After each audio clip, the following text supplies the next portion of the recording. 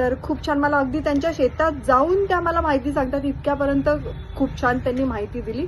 तर तुम्हीही जॉईन करा आणि कष्ट आणि त्यांचे जे परिश्रम आहे दोघांनी नवरा बायकोंचे अगदी छान आहेत आणि त्या शेतीच्या रूपातून गुलाबांच्या फुलाच्या रूपातून ते आपल्याला कायमच दिसत असतात. रिटायर झाले म्हणजे असं वाटायला झालं आपलं वय झालं, आता आपलं काय करू शकत नाही.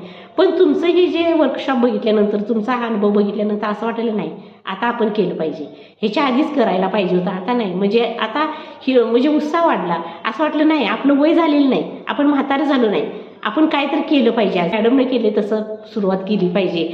मला खूप बरं वाटलं बघ त्यांची शेती बघून. असं वाटायला लागलं त्यांच्या इकडे जावं, त्यांची शेती बघावीत, तिथं राहावं.